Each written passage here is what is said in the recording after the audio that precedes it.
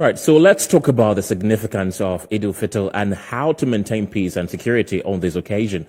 Deputy Head of Ahmadiyya Muslim Mission Ghana, Alhaj Ahmad Suleman Anderson, joins me in the studio for a conversation. Alhaj, assalamu alaikum. Wa alaikum salam wa rahmatullah. Right. Good to have you in the studio. Now, tell us about the significance of the holy month of Ramadan. Thank you. The Eid celebration, or let me say the significance of the month of Ramadan stems from the fact that Allah Almighty commands believers, to undergo a 30 days period of fasting. And the objective is for you to become righteous. Righteous in this sense means that you are moving away from sin and develop your spiritual status and become better aligned to your Creator. According to the Quran, God says that He did not prescribe fasting for the living today as the only people who have gone through it. But earlier people also went through it, and the objective was for them to become righteous. So we are also to follow that example, and at the end of the day, we become as righteous as those earlier people we can think of. We know of Jesus fasted, Muhammad fasted, David fasted. Almost all the prophets God has sent to this world fasted. And through the fasting, they became closer to God. So God is asking us to follow the footsteps of these people, these holy men, so that we also will reach the status that they got to. So that is the purpose for which fasting was instituted. And it is not for a whole year, but for a certain number of days, just so that you will prepare yourself for the rest of the year. Right. So aside fasting, what else do you do during this month? Yes, the fasting entails abstention from food from early morning to sunset. But then you are engaged in prayer. Prayer during the night, prayer during the day. You increase your remembrance of God. You increase your kindness to all creatures of Allah, human beings, animals, even the environment. You show sympathy. You are able to exercise self-control. Self-control because, for example, you are in your room alone. You have your fridge there. You have every good thing in it. And why can't you take it? You are not taking it because you are doing this in obedience to God. And because you know that God is watching you, you are abstaining from it. So at the end of the day, the things that are even lawful and are very, important for your own sustenance, you are able to move away from it because God says you should move away from it. Therefore, at the end of it, why would you even go back to those things that are not lawful? Already, they are not lawful for you to go near. The lawful things, you were able to control yourself and you're able to move away from it. So having gone through that period, the next thing is that you will now not go near even the things that are not lawful and which have no benefit to your own livelihood. So at the end of the day, yes, you have self-control, you've been able to show sympathy, you've been able to increase your kindness, you've been able to exercise the real power to do good to every creature of God Almighty. Right. I think one of the most difficult things in this world is to be consistent. I mean, we all know that the month of Ramadan is the holiest on the Muslim calendar, but how do we ensure that aside the month of Ramadan where, people are very pure and holy, how do you ensure that that culture is, translated throughout the entire year and not only in the month of Ramadan? Right. So, like I heard somebody say, you use the month of Ramadan as a workshop, as a training period, as a period that you would renew, your obeisance to God. And that is not to say that it is limited to that 1 month period only. It is only to prepare you to be able to live a life that is the same way you were, behaving in that month of Ramadan throughout the year. You go to school to earn a certificate. That certificate is what we are going to work with. So after the knowledge you acquire from the classroom, if you go out there and you are not able to use that knowledge to your own benefit and for the benefit of others, then it means all the period you spent in the classroom have gone to waste.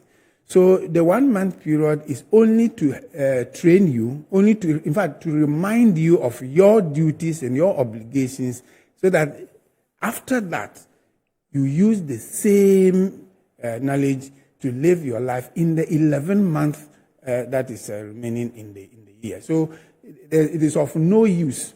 It is of no essence. In fact, it will benefit nobody for you to go through 1 month of fasting, only to go back to your evil ways after that.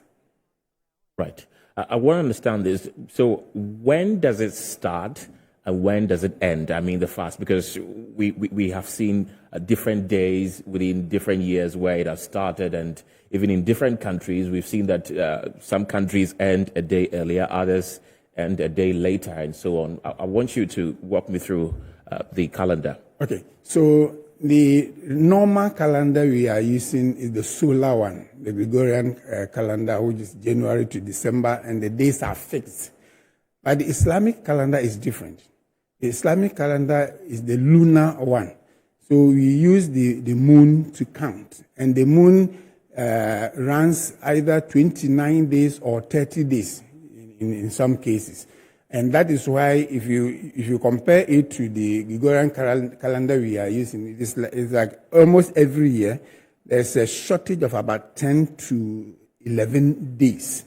And that is why the Ramadan keeps moving, from specific dates or month to another. Again, the appearance of the moon. Sometimes the moon can be sighted here in Ghana, but in America it might not be sighted. It might take another 24 hours or some other hours for them to see. And therefore, when the instruction is that you should sight the moon before you start. And so if we have not sighted it, we are not obliged to start. Those who have sighted the moon in their jurisdiction, they are going to start. So we may wait till we see it. But then, if we don't see it after the 29th day, because the moon will not travel beyond 30 days, on the following day, whether you see it or not, you will start, because the moon will definitely have appeared, just that the sky, the cloud might not have allowed you to see it. So, the normal month we have has 30 days, some have 31 days, and so on. But this is only 29 and 30. So there's always some days short, if you compare it to the solar or the Gregorian calendar that we are using. That accounts for the changes. Changing, from the... Right. Per Islamic principles, what are some of the benefits one stands to enjoy when they observe the holy month of Ramadan? I think we have already mentioned some of them. We said that the objective of the Ramadan itself is for us to go through the fasting and observe certain etiquettes. At the end of the day, we become closer to God, we avoid sin, and we become realign ourselves with the Almighty. So the benefits we gain is increase in our kindness, be able to show more sympathy. You see, somebody might be so rich that left alone will never experience the pangs of hunger.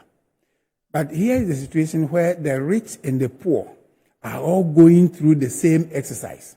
So the rich, who ordinarily would not have gone through hunger and would not have had any experience of hunger, is leaving aside everything that he or she has and also going through the same exercise. So at the end of the day, when somebody comes to him tomorrow to say that he or she is hungry, because he has gone through that exercise before, he will understand how hunger is, or what hunger is, and will appreciate and now have the sympathy to help such a person. So it develops your sympathy, it develops your kindness, self-control. You become aware that there's God watching you all the time, and you need to be careful what you do, whether in the open or in secret. Right. Usually after Ramadan, we see pomp and pageantry. We see very euphoric atmosphere and all that, motor riding. It usually leads to some casualties and all that. What is your advice, especially to the Muslim youth? How should they celebrate the break of the fasting? It's very unfortunate that a spiritual exercise like fasting, you go through it, and at the end of the day, you leave all the good things that you learned, and then you come to the world in quotes, and then begin to do things that will negate all the things that you have done in the whole month of Ramadan. The celebration is for you to come out to express your gratitude to God Almighty for having shown you mercy and having taken you through this month of fasting, having given you life, strength, energy, and everything that you need to experience the pangs of hunger just to develop your spirituality. So at the end of the day, you don't go back to do things that will negate the very good exercises that you have gone through. So generally, I will say that youth especially should be mindful of the objective of fasting.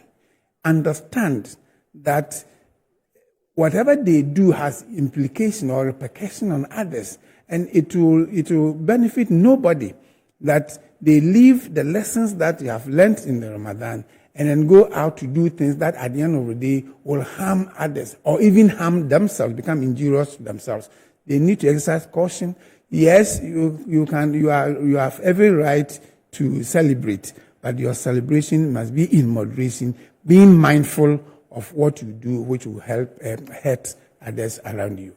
Thank you very much, Alhaj Ahmad Suleman Anderson. He is the deputy head of Ahmadiyya Mission Ghana. Thank you very much for your time tonight. Thank you.